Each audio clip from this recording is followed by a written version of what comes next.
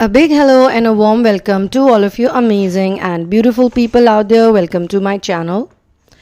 In this particular session, I'm going to be talking about 3 different types of marriages that are seen in the twin flame journey. Okay. And it's very important for all of us to be aware about what are these 3 types of marriages, because the twin flame journey is a very unique journey, and anybody who is actually experiencing it, genuinely experiencing this journey, they are very lucky actually. They are very blessed people.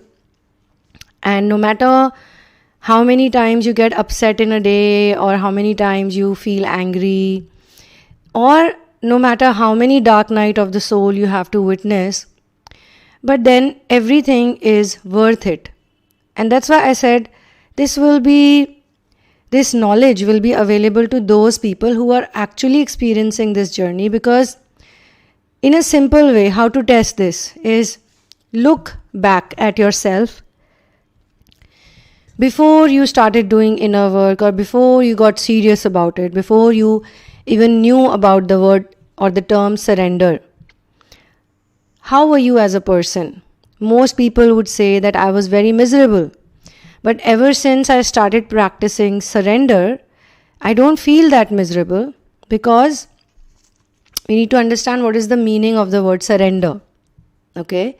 You can go back and check my previous channelings on this subject, and there is a lot of information. All the content that I create is for those people who are serious about inner work, and for those people who are doing active inner work, people who are real ascensioners.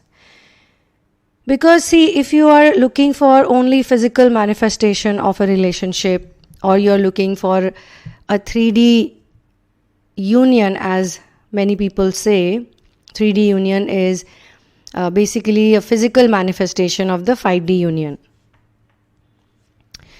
But they don't understand that if you are in a 5D union, then you will never think about 3D union, because 3D union will become a very low frequency thought pattern for you, or a thought structure for you. So those people who are getting a better thing, getting a higher thing, getting more divinity, if you're getting the Kohinoor diamond, why would you be looking for rocks and stones and pebbles on the streets, right? So that's why you need to be in the ascension journey, and only when you touch the surrender stage, that's when you start understanding. Now, some people experience this during the runner-chaser dynamic also, because many times when the runners run away, the chasers who's left behind, they do some kind of inner work, or they just drop it over there. They just let go. They let go fully. And then after some time, the runner returns. And people call it runner-chaser dynamic, because the relationship is hot and cold, and the person is coming and going in your life. But every time they come back, it looks like they have come back permanently. And every time they leave, it looks like they have left permanently. But each time they come and they go, it depends on the energy of the chaser a lot. The chaser is the creator of the runner. That's what I say. And that's why most chasers have the feminine energy. So when the runner returns to you, you don't have to be so excited. You don't have to be like, oh my God, the runner has come back to me. You have to actually then believe, and some people believe like that, and some people don't believe, that this last time when the runner ran away from me, I thought he would never come back, or she would never come back. But they did, which means that in reality, nothing is permanent. That's how you need to see it. In some cases, this runner-chaser dynamic is played, and then you find out after doing deep inner work that this person was my false twin. So the 3 types of marriages, what are these 3 types of marriages? The first one, which is most common and highly prevalent, is a karmic marriage. In karmic marriages, the 2 people who come together, they have some past life karma that they need to go through. They need to suffice. Both of them have bhogta bhav. If you look at the translation of bhogta bhav, you will have 2 meanings. One is suffering, one is enjoyment, and somewhere you will see as experience also. But the problem with this bhokta bhav is there is a lot of attachment. You are not an observer at that point in time. That's why some people say the experiencer. So you are experiencing it, you are sympathetic toward it, but you are not observing it. So there is a bhokta bhav and there is a drashta bhav. These words are Hindi words, but they are very beautiful words where you can really, instantly understand, and that's why I'm doing a translation. So the karmic people, they have bhokta bhav, they are constantly suffering. And in the past lives, they have done some karmas which they have to go through, which they have to suffer through. And in order to suffer, you obviously need other people around you who have the same energy, right? Birds of a feather flock together. Or you can say that these people have the same kind of programming. Certain things are common in all types of marriages, but the karmic marriage is the one that's filled with all-consuming passion, and it's also difficult to maintain. This is how it is explained on the internet also. So these relationships, technically they are not happy relationships, or they are not real relationships. The feeling, the karma means doership. The action or the doership is very high. Both people in the relationship, they think that I am doing this and I am doing that. They're constantly doing, and they forget to just be. Okay? So they are sort of, like dragging the relationship constantly because of different types of fears they have. There's a lot of drama. From the outside they will always look very happy, but the inside is never the same. The show off of love is very high. When you're really in love with someone, when it's real love, then it should be kept in your heart. It should be a biggest secret of you, that I love someone like that. But in today's world, in the modern world, so-called modern world, which is very much not modern at all, here people like to flaunt that I love this person or I love that person, I'm dating this person, I'm in relationship with this person. If they are not going to flaunt it everywhere, if they are not going to tell other people that how happy we are. So on the internet, on the Facebook, they are very happy. But in real life, maybe a therapist would know, or someone else they are confiding to would know that they are really not happy. Or if they don't even do that, because I don't think most karmic people like to get into therapy, or they like to do inner work because they are supposed to suffer through it. You only want to do inner work, you only want to do therapy when you are done with suffering. You're done with the drama. You don't want any drama, and you want to tell people, keep the drama to your mama, or give the drama to your mama, not to me. So there is a lot of codependency in a karmic relationship because they have to endure the results of what they did in the past lives. Okay, they have to undergo it. They have to bear it all. And it's not like they have to bear it together, but the energy is similar. So they are going to, stay in the loop, basically. In the karmic marriages, there is usually no thought or no understanding of spiritual awakening.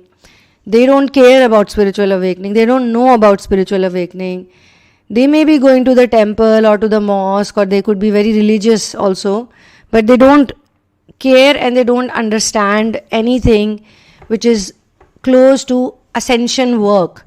Because ascension is really something, where you need to like burn your ego. You want to. It's not like you need to. You want to. You wish to.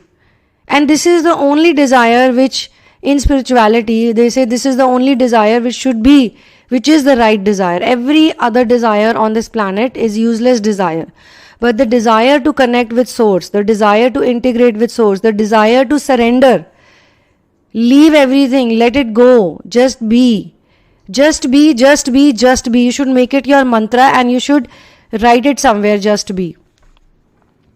I remember when I was just started working, I was in last year of my graduation, But I started working very early in life. And by the time I was a graduate, I was not even a graduate, I was already a corporate trainer. A very big company in India had hired me, and they made an exception because they don't hire undergraduates. They made one exception that they will hire a person who's doing final year of graduation, but we want to hire her, so we will make this exception. Usually we don't. So I obviously was very happy because it was my dream, and I had already seen a vision. In my dream, I had seen a vision that I would be joining this company, say around 15 days before that. 15 days before I joined that company, I saw a dream, and in the dream I was also in a party. So I felt that, what am I doing in this company, and that too in a party. So I would say obviously it is the grace of God and masters that such a young child who, just thought about something and it got manifested. But again, these things, all materialistic things, these are materialistic things. That time I cannot say that I was out of the limbo state. I was quite deep into the limbo state. But I remember this word, just be. It just caught my attention. I don't know how, I don't know why. So that time, back in those days, Google G-Talk was very popular. People used to have G-Talk. So you could put up a status over there, and my status was just be. So without any thinking, I put it up. I just liked it so much, I put it up. Then somebody in that same office read that and said just be, and then she pointed it out to me. It is so important to just be. And I was like, yeah, it is so important to be just be. And later on in my life, as I started moving on and on and on, I realized that actually we are all here to just be. So somehow, things that have some connection, some resonance with what you're going to do in future. In future, I did not know that after so many years, I would end up writing a song called Just Be and rap about how to just be. And you guys know already, some of you have seen the music video also. And this just be is the hardest, most impossible thing to do if you are stuck in a karmic marriage. Okay? So that is one type of marriage. Second type of marriage is a spiritual marriage, like it happened with Ram and Sita. It happened with Radha and Krishna. It happened with Shiv, Sati, and then Shiv, Parvati. Because Parvati is a reincarnation of Sati. And because people don't study it well, they just look at the idols and the pictures and they go like, wow, I wish I could be like Radha and Krishna. I wish my boyfriend could be like Krishna and I could be like Radha and he would play flute for me all day long. It's not that simple, because all these people who loved each other, in a spiritual marriage, they loved each other, and in technical way also, only Radha and Krishna were not married, but they were in a relationship, so the whole world knew their relationship. They were publicly committed. They were so committed that everybody would speak about Radha and Krishna even after they went their own way, even after they were living their own lives. And even today, 5,000, 6,000 years later, we still worship them together. We don't worship Krishna with his wife or Radha with her husband. We worship Radha and Krishna together. We are not worshipping the fact that they were dating or anything. No, because there were so many other gopis also who loved Krishna, and Krishna and the whole, story of Radha and Krishna, how they all go into 5D union at the same time, on the same night.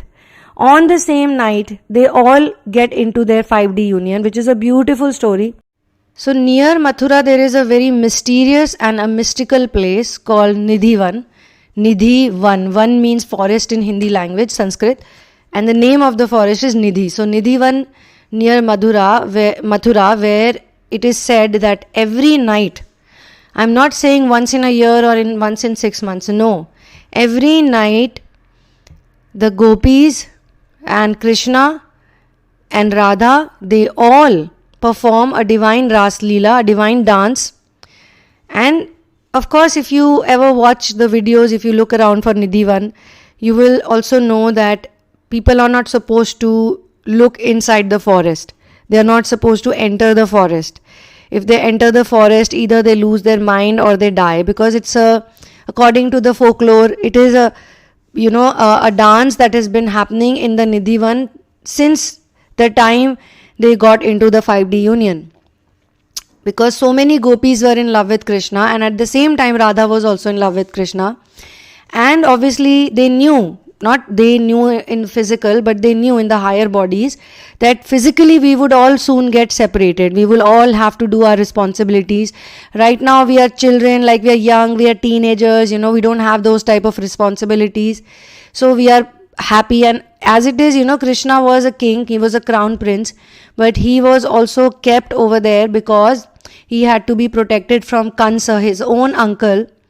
So this spiritual marriage or this 5D union, it is so beautiful that it happens every night even now, and nobody is supposed to watch them. But people who live around that Nidhivan, there are so many houses around the Nidhivan, and these people have been living there for many years now, They have heard the sounds, they have heard, and they have had many mystical experiences. And it is beautiful to hear all this. It is also called the forest of treasure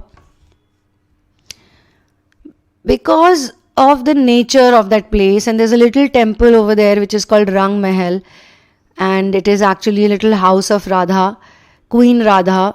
People call Radha as queen also because she is a queen, right? She has her own queendom. So according to the folklore, Krishna visits her every night, and then with his own hands he will, put the ornaments, and the makeup products are also kept over there, and then all the gopis are there. And when they had the 5D union back then, when it actually took place, that time there were so many gopis and there's only one Krishna. So what Krishna did was, he created many Krishnas so that every gopi, as much as Radha had her own Krishna, and when she was dancing with Krishna, all the gopis were very sad. Like, okay, they were happy for Radha, they loved Radha equally as they loved Krishna, but they were very happy for her, but they were like, I don't have my Krishna.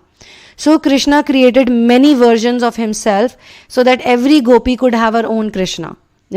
This is the power of true love. And this is the power of devotion, some people would say, but actually this is a power of surrender. Because when you surrender to source, you don't know what all magic is going to happen in your life later on. You would be shocked because all you're doing is just being. You're just being. And while you're just being, all the things are happening on its own. And you would be like in shock sometimes, you will be surprised sometimes, like how did this even happen? I never planned it or I never thought about it. Yes, I was worried sick. But the minute I dropped my worries at the feet of my beloved, at the feet of source, all of the problems went away. He took care of everything. Automatically everything happened. Everything got sorted out. And I don't feel so restless. People say that to me. Now I don't feel so restless. I feel relaxed. I feel calm. I feel like, as if I am a little child and I'm in the safest lap on this world. I don't need anything because whatever I need will be brought to me. All I have to do is just coo. A little bit of cooing I have to do and it will be given to me. I don't even need to howl and cry. I just have to say it, that I need this, and it will be done. And spiritual marriage is something that not everybody can experience. Maximum people, you would say 90 to 95% marriages on this planet are karmic marriages in some way or the other. Okay, say okay, let's give it 80%, 85%. Let's say 20% marriages are not karmic marriages. So 80% marriages are happening like 80 to 20 ratio, if we say. With time, the karmic marriages will also reduce. As you can already see in the world nowadays, after 2020 especially, 2020 is the year of twin flames, right? So after 2020, you can see that people have suddenly stopped doing these things. Those who are very fearful, those who are very scared, they instantly got married. They thought, oh, before the world ends, let me at least get married, Let me at least have a child. That's a very stupid way of getting married, to be honest. But there are many people who somehow managed alone during the lockdown phase. The most difficult phase was the lockdown phase for so many people, because nobody had ever even imagined that they would be in house arrest. They would be indoors for so many days, for so many months, and they will still manage. They will still survive. So those who survived with flying colors, basically those who thrived, They realize that I don't need to get into a karmic marriage just because I need to please 5-6 people in my known circle, in my family or wherever, relatives. I don't need to do this stupidity for the neighbors.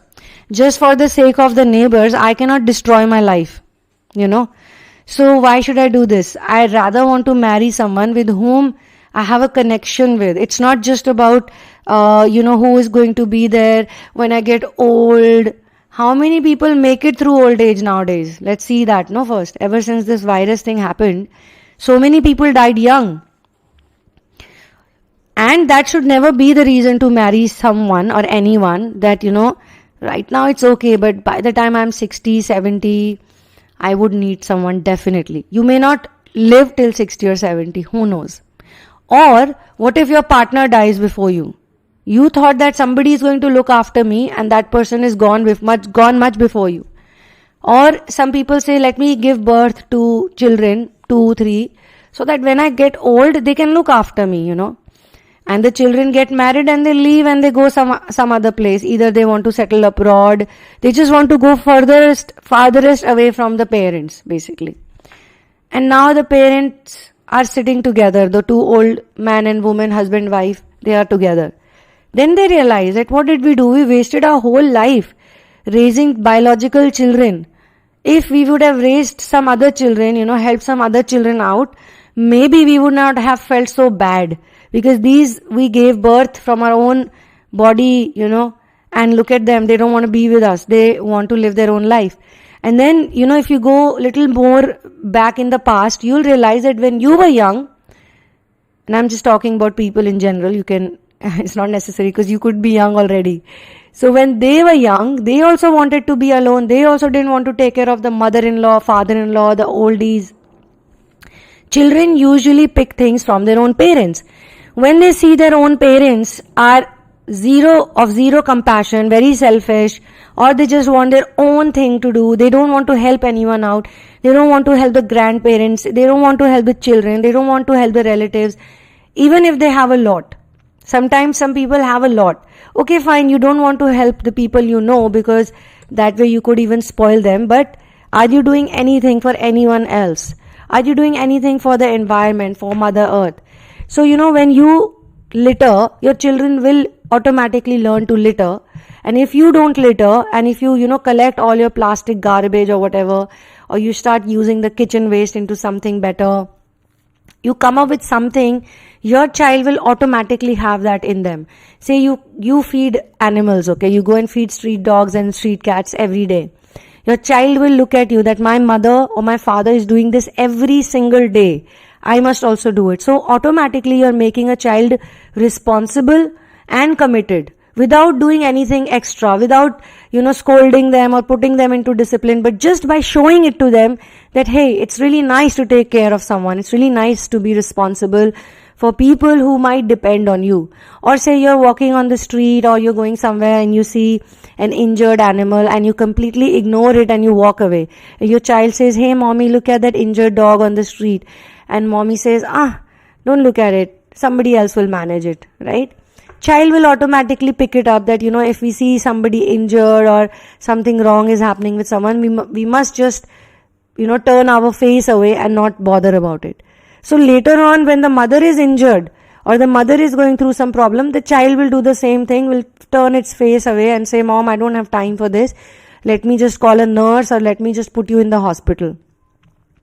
When my father was hospitalized, I remember I used to go and meet him every day. We used to be there. But there were 2 or 3 beds or 2 or 3 cabins. Like really old women, really old people were in those cabins or on those beds, and nobody used to visit them. Nobody. Like no son or no daughter-in-law or no grandson. Now the woman is literally on the deathbed, going through a lot of treatment. All the pipes are into her, all the food pipe is there. You never know, how much she's going to survive. So I asked the nurse, does no one come to visit her? She says no. They don't come to visit her, but they pay the hospital staff and everyone well so that we can take care of the lady. So yeah, we do everything. So everybody else's bed had visitors or family members or people But her bed, or these 2-3 people that I saw, their beds were always empty, and they always looked very sad. If you by chance look into their eyes, they would look away. They didn't even want to face other people, because looking at other people would remind them of how lonely they are. Okay, so I'm sure these people must have also raised children or given birth to children, thinking that one fine day my children will look after me. So either it is poor, karma of the past life. You could be a really nice person, you could be really giving, and you could be amazing, but still your children don't take care of you, or your people don't take care of you. So it could be your past life karma that you have to go through, that you have to endure. Or it could be your current life karma, where you are the teacher of these kids, you are the one who taught them these bad, immoral or inhuman behavior. So anyway, so a spiritual marriage is a kind of marriage where both the people are extremely independent, they are extremely wise, they are very deep, and they constantly care about inner work. They don't do anything else. They just keep thinking about how we can better ourselves, how we too can better ourselves. And if they are genuinely in a spiritual marriage, these two people will not do any drama in front of other people. They will not show it off to other people. They will do their inner work, they will do their job, they will do their inner work, they will do all their duties, they will fulfill all of their responsibilities. Their duties and responsibilities itself will become their meditation, and at the same time they will be helping other people out, or they will always be on the lookout of good people. They will have nice relationships with literally everyone, and things like that. And there are many qualities these people would have. Some of them would be so mission oriented that they would not care about maintaining all the societal relationships or this and that. They would be just focus on what they're doing. And I have already spoken about such couples. I told you there's one couple, they bought a barren land, a huge barren land, so many acres. There is a Brazilian couple, they turned barren land into a forest by planting 4 million saplings. And according to what I read about them on the interview, they mentioned that even the plants, when they grow up, and the animals return, the greenery returns, the environment becomes better. So for a person who would look at the barren land, they started this work in 2000 basically, just when the ascending Dwapar started. And by 2013 also, the pictures that they've shared, this whole place was full of trees. They used to have their house in the middle of nowhere literally, and slowly and gradually they both together they did this. This is a spiritual marriage. Even if they are married, they are not thinking about their personal enjoyment or personal fun, constantly doing this or doing that. They could be together. These type of people, even if they are not together, these type of people still, they can manage anything like that. The fish, the animal, the insects, they've all returned to this area. The water that flows over there, natural springs have, started working out on its own. There were certain animal species that were at the risk of extinction. Have found a home. So these are the type of people who inspire others as well. Even in India, there is a couple like that. They converted a barren 300-acre land into a wildlife sanctuary. So these people, first they started with 55 acres, and these people have been doing this for like 23 years, 25 years, 30 years. It's not like they've put 5 years, 6 years and then we started talking about them, or the other people started writing about them. They put their whole life into it. If they were not into a spiritual marriage, if they were not a spiritual couple, they would not have done this. Okay, and even to reach to that point where you want to do mission work, because for a twin flame, for a person who's an individual who's a twin flame, we always tell you that don't care about anyone else partnering you or joining you in your mission work. You just do your mission work, whether your husband, whether your boyfriend, girlfriend, whether your family members support you or not, it does not matter, because any which way you came here to this planet alone and you will go alone.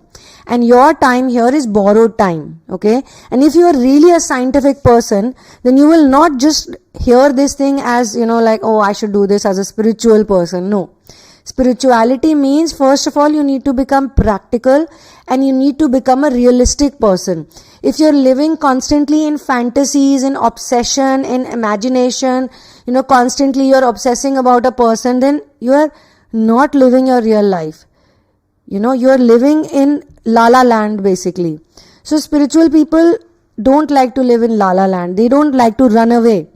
So I've also seen some people, what they do is, they say, oh, I am very spiritual and I have a mission work, something they want to do.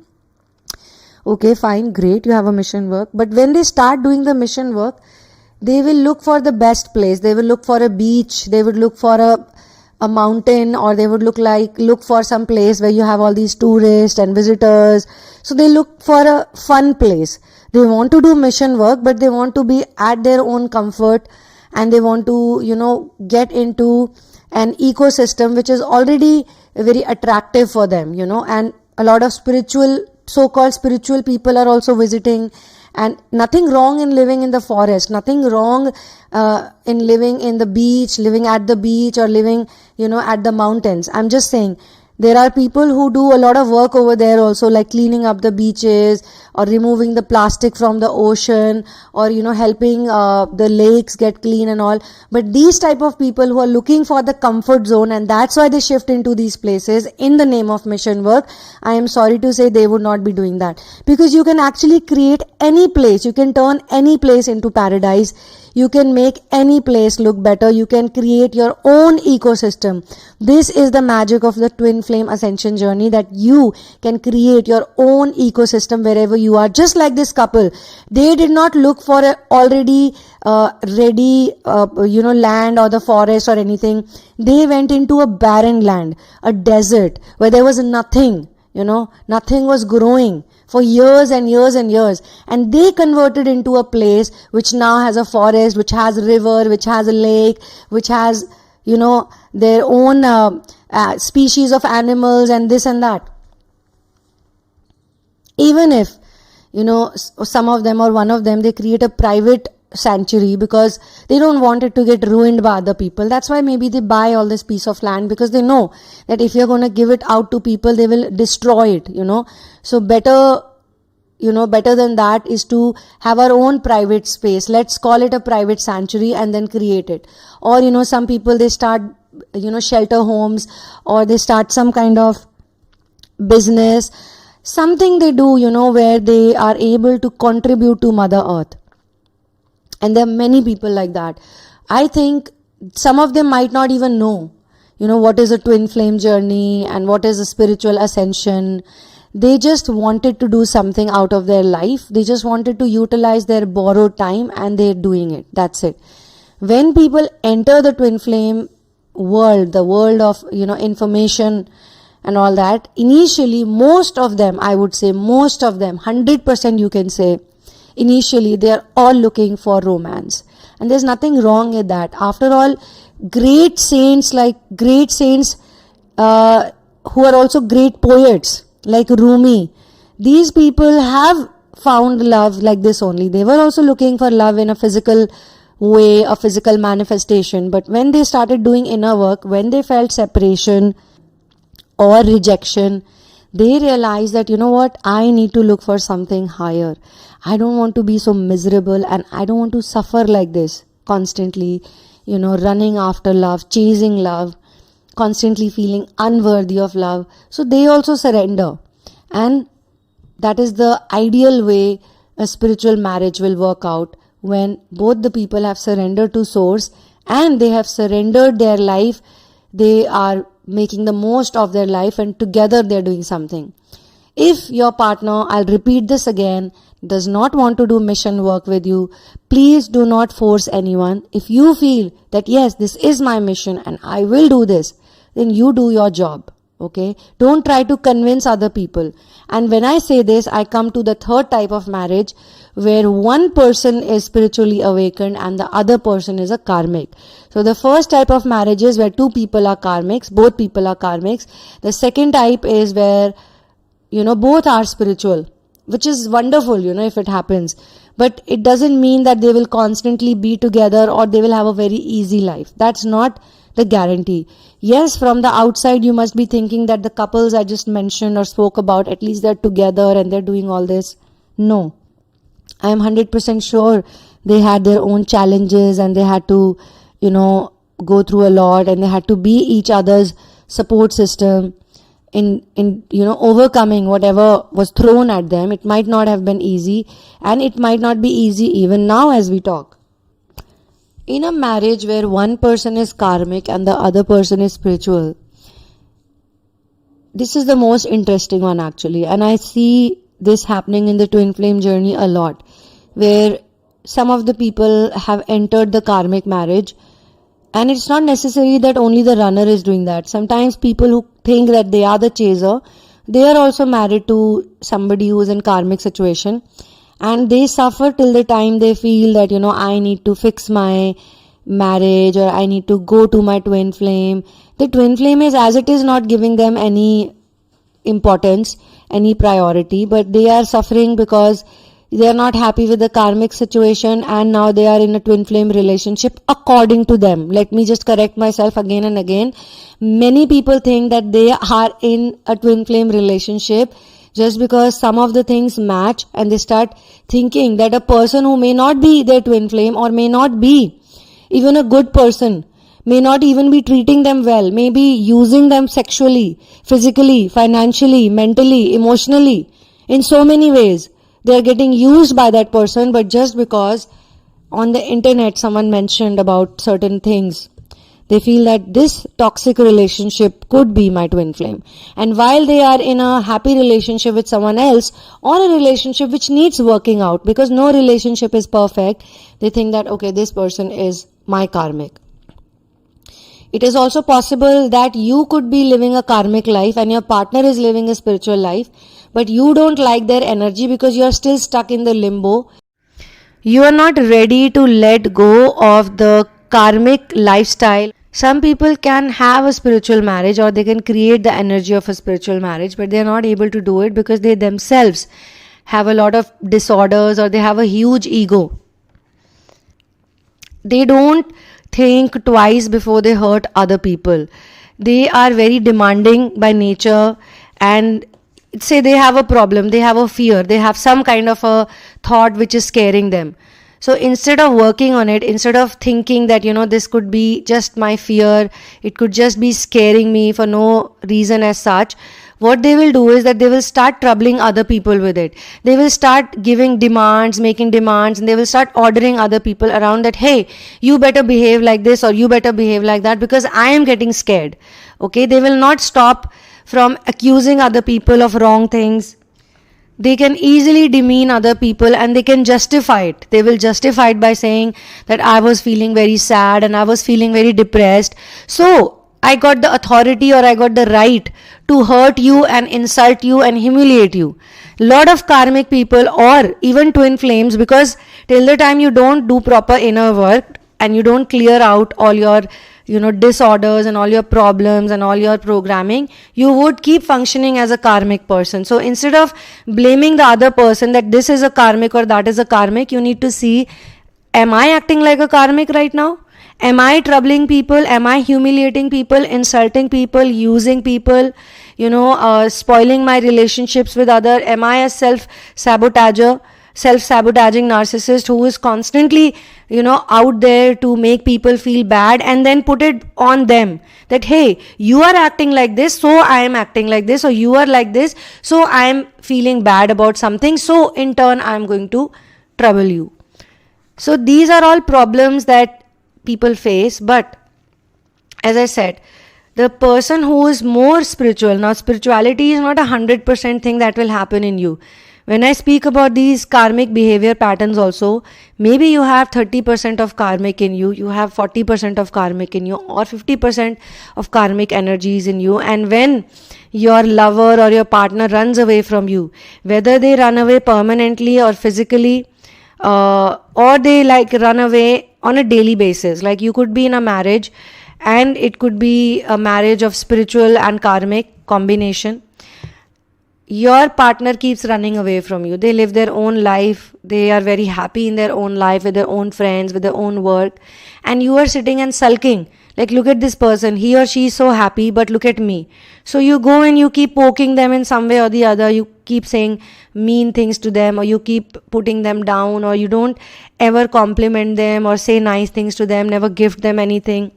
And you have found, in all of this, you have found another person elsewhere out of your marriage who you think is a better person, is a twin flame, while your actual true lover could be right in front of you and you may not be able to see it. That is one scenario. The other scenario is that you could be the spiritual one, you could be the twin flame, but you could be stuck in a horrible karmic marriage where the karmic is constantly troubling you, and you now also have children with the karmic. So you may not, you're looking at your children and you're thinking that I want to give my child a happy life, a good home. I don't want them to grow up thinking that, love is false and relationships can never work out.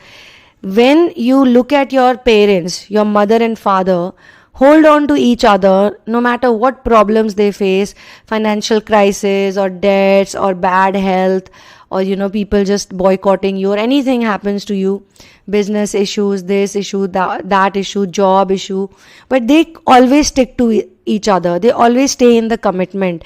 They always respect each other. They always take care of each other. They're always there for each other. The children also learn this lesson that somebody else will also love me the same way. But if that marriage is a toxic marriage, they won't even want to get married to someone later on, because they will feel that, there's no point being together because, these people have been so toxic and I don't want this toxicity in my life. But they could be still experiencing toxicity in terms of, relationships that end very fast, or flings, or they're not able to commit to each other. They're not able to be fully responsible because they have this problem in them, or fear in them. Okay, so this is just to say that we can spread the disease around, or we can cure it when it comes to us and we don't let it go further. We stop it right there and then. We heal the template. So a lot of people are supposed to heal the template that they're born in. So what do you do if you're in a karmic marriage and you're a spiritual person? Your husband or your wife, boyfriend, girlfriend, whosoever is a karmic, a hardcore karmic. They don't care about spirituality. They don't have a concept of awakening. They are very materialistic, or this and that. You need to understand that why are you getting triggered by them? You are simply getting triggered by them because you are not accepting them as who they are, and you are also having way too many expectations from other people. In many cases, on purpose, a spiritual person gets married to a karmic because these things are already predestined and pre-planned. We may think that it happened like suddenly, but that's not how it is. So it was pre-planned, it was already predestined, because the spiritual people usually live up to their commitments and they are very responsible by nature. So sometimes they go through this kind of a torture that the karmic puts on them. But this type of torture is only given to them so that they become better. Because slowly and gradually they will find out a way, and they will learn how not to react to the karmic, how not to bother about the karmic, how not to care about what the karmic husband or the karmic wife is constantly saying. They will create their own soul group, they will create their own community, and they will be very strong in their mission work, and they will start using the karmic only to make themselves better. That every time karmic would say something that will trigger them or hurt them, they will be like, I need to fix this. I cannot let this affect me and bring me down. And with time, even the karmics, they stop creating trouble, because for how long will they create trouble? And sometimes by doing this, you have a very big, huge impact on the karmic also, because the karmic also wants to change. See, people don't change until and unless you don't change. When you change, they will automatically change, because you're not the same person anymore who was dealing with them earlier. You are a new person. You are the new person dealing with that old person. Obviously, you're dealing with them in a new way because you're no longer the same person. Had you been the same person, you would have still acted the same way, reacted the same way, cried the same way, felt hurt the same way, felt bad the same way, accused the same way, become negative the same way. It could also be possible that you have a karmic marriage, but you have a, a very spiritual relationship elsewhere, and you are very confused that, I have this type of a spiritual relationship with someone else. I'm not married to that person, but I'm still thinking about all these things in my head. So then you also need to fix yourself, and you need to figure out that the only reason you are getting bothered by this type of a emotion in your life is because you definitely have some kind of a physical manifestation going on in your head. Basically, you want to be with that person physically. Now, you can think about how people can be with someone physically. Sometimes you can be with them physically just by staying together with them, which happens in a lot of twin flame couples when they go through separation. They are not sad because they did not get married or anything. They are just sad because they don't get to see that person. There are no more phone calls happening, no more hanging out, no more being together, no more seeing each other in person. Now they can only see each other in the dreams. And dreams are also something which you cannot plant on your own. They will happen when they have to happen. So there's a lot of sadness and this and that. So physical is also not always sexual. Sometimes people have this huge physical, they have this desire that we should always be together, we should be there together, we should be here together. They are not independent by nature. They are codependent. So why then universe sends them a twin flame? Like in case of Radha and Krishna, they loved each other always, because you cannot stop loving someone. If you are in love with someone, you respect someone, you like someone, you love them. But their love was so esoteric in nature.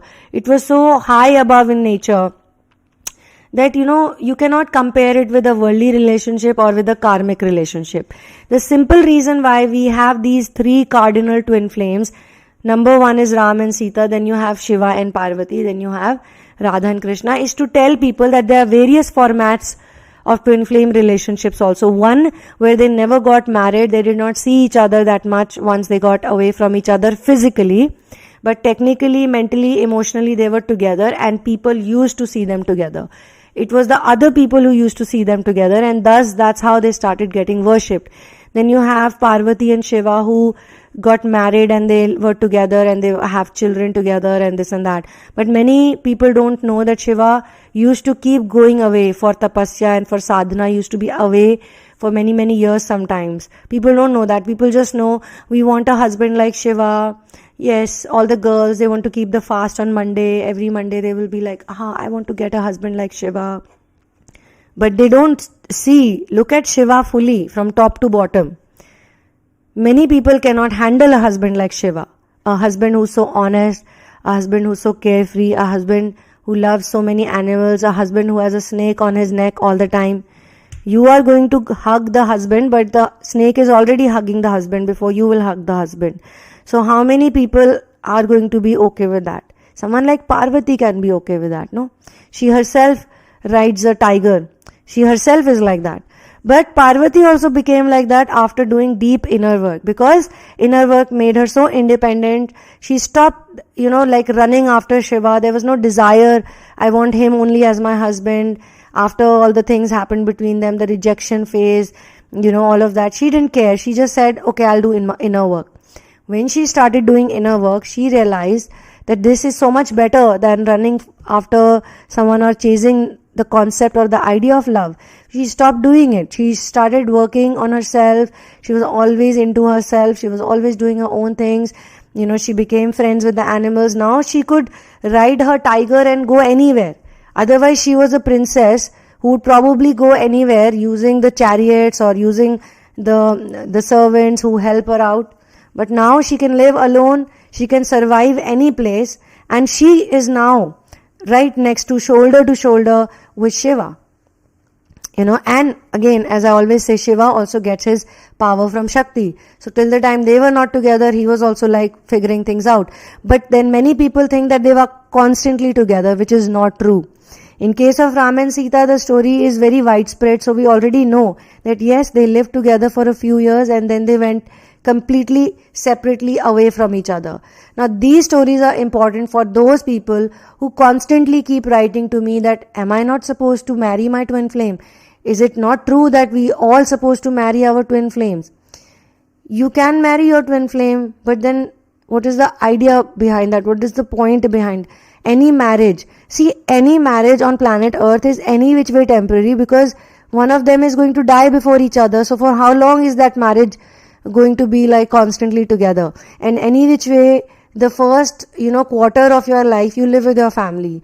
Nowadays, people are getting married very late. People are getting married at 30, 35, 40. So you can imagine for 30, 40 years, you're with your family members only, with your own biological people, and you're trying to fix their problems first. All the karmic energies you have with them, trying to get into a job, trying to set up a career and all.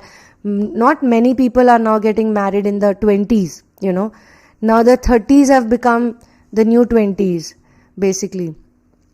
And the 40s have become the new 30s. It keeps changing, guys and girls. Like, don't be so rigid. If you want to marry someone at 25, please do it, as long as the person is worthy for you. It all depends on you. But on a societal level, earlier it was horrible. Like, I remember when we were kids, my mother got married at 16 something, and so many other friends, every time we used to go to their house or we used to meet someone, they would say, oh, by the time I was 25, I had 3 children. Or by the time I was 24, I had all my children. And you guys are so lucky. You're at 24, you say, I'm still young. But that's true. You're still young at 24. How many people know about anything when they're in their 20s? Your 20s just get wasted, and by the time you're in your late 20s, say 27, 28, that's the time you start thinking, like, what am I really doing with my life? Like, what am I supposed to do? But then these questions will also come to those people who are in the spiritual ascension journey. Then otherwise, there's so many people who will live their life the same way, trying to fix the career, trying to make money, trying to do all the other things, trying to make babies and trying to run a family and this and that. So my friends, this is where I'm going to close this particular session. And my intention is to help all of you people. You can ask as many questions, and I would really appreciate anyone who writes these questions or anyone who shares these videos, because the idea is to share the authentic information as much as we can. So I obviously appreciate all the things that you're doing, including the inner work that you do, because that is the most important thing. The more inner work you will do, the more you will connect with this type of information, the more you will be focused on source integration, the more you will be a contributor. And if so many people start doing mission work for real and seriously, and they start understanding why they are here on this planet and make the most out of the time that they have over here doing inner work, as it is said that for twin flames, this is their last life on planet Earth. So they have to fix everything. They don't have any option. Before they leave from here, they have to be in singularity. They cannot remain in duality. They cannot be stuck in duality. For personal situations, personal sessions, readings, handholdings, and therapy work, you can check out the description box, which has all the information, and whatever suits you, you can book that, and you can write to me at the sunamoon@gmail.com once you are sure about it. Ascension is a lifestyle. Please remember that. I will see you soon in another one. One love and peace out, and Jai Shri Ram.